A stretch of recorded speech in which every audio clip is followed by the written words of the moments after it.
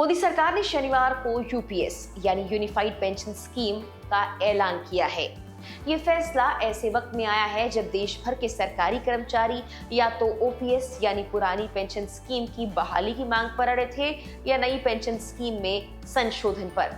कुछ राज्यों में तो ओपीएस को फिर लागू करने की बात भी कह दी गई थी और उन्हें लागू किया भी गया था।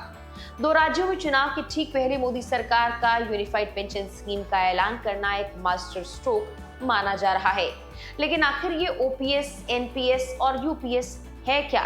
कैसे ये तीनों स्कीम एक दूसरे से अलग हैं और यूपीएस से सरकारी कर्मचारियों को क्या फायदा मिल सकता है?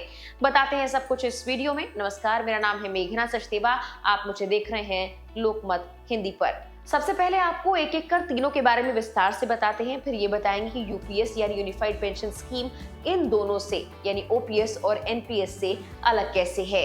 एनपीएस यानी नई पेंशन योजना साल 2004 में इसे लागू किया गया था। इसके तहत सरकारी कर्मचारियों को निवेश की मंजूरी मिलती है। वो अपने पेंशन खाते में नियमित तौर पर योगदान कर अपने पैसे के निवेश को अनुमति दे सकते हैं। कर्मचारी का रिटायरमेंट हो जाता है तो पेंशन राशि का एक हिस्सा एक मुश्त निकालने की छूट भी मिलती है। बाकी रकम के लिए इम्यूनिटी प्लान खरीद सकते हैं। ओपीएस यानी पुरानी पेंशन योजना, इसमें कर्मचारी के आखिरी वेतन का 50% पेंशन होती थी। इसकी पूरी राशि का भुगतान सरकार की तरफ से किया जा रहा था। दिवंगत अटल बिहारी वाजपेयी ने दिसंबर 2003 में इसे खत्म कर दिया था। अब लोग इसी पुरानी पेंशन स्कीम को लागू करने के लिए आंदोलन तक कर रहे हैं।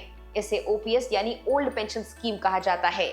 यूपीएस यानी यूनिफाइड पेंशन स्कीम, जिसके बारे में सरकार ने घोषणा की है, ये 1 अप्रैल 2025 से लागू होगी। यूपीएस के तहत अब केंद्रीय कर्मचारियों को एक निश्चित पेंशन दी जाएगी जो लास्ट 12 महीने की एवरेज बेसिक सैलरी का 50% होगा। कर्मचारी को ये पेंशन पाने के लिए कम से कम 25 ईयर्स तक सर्विस करनी पड़ेगी। अगर कर्मचारी की मौत हो जाती है तो परिवार को भी एक निश्चित पेंशन दी जाएगी। मिनिमम अश्योर्ड पेंशन भी दी जाएगी, यानी जो लोग 10 साल तक नौकरी करते हैं उन्हें भी कम से कम 10,000 की पेंशन दी जाएगी। अब जानते हैं यूपीएस कैसे एनपीएस और ओपीएस से अलग है। यूपीएस के तहत केंद्र सरकार के कर्मचारियों को लाभ दिया जाएगा। एनपीएस के तहत प्राइवेट और सरकारी दोनों कर्मचारियों के अकाउंट ओपन हो सकते हैं। जबकि अगर बात की जाए ओपीएस की तो इसमें सिर्फ सरकारी कर्मचारियों के लिए ही फायदा है। ओपीएस में पेंशन के लिए वेतन से कोई कटौती नहीं होती है। एनपीएस में वेतन से 10% बेसिक प्लस डीए की कटौती होती है। यूपीएस यानी यूनिफाइड पेंशन स्कीम में यही अमाउंट कटेगा, पर सरकार की तरफ से 18.5% का योगदान भी होगा। ओपीएस में गवर्नमेंट प्रोविडेंट फंड यानी जीपीएफ की सुविधा है, जबकि एनपीएस में यह सुविधा नहीं है। वहीं यूपीएस में एक मुश्त राशि रिटायरमेंट के बाद दी जाएगी। यूपीएस में रिटायरमेंट के तहत एक निश्चित पेंशन दी जाएगी।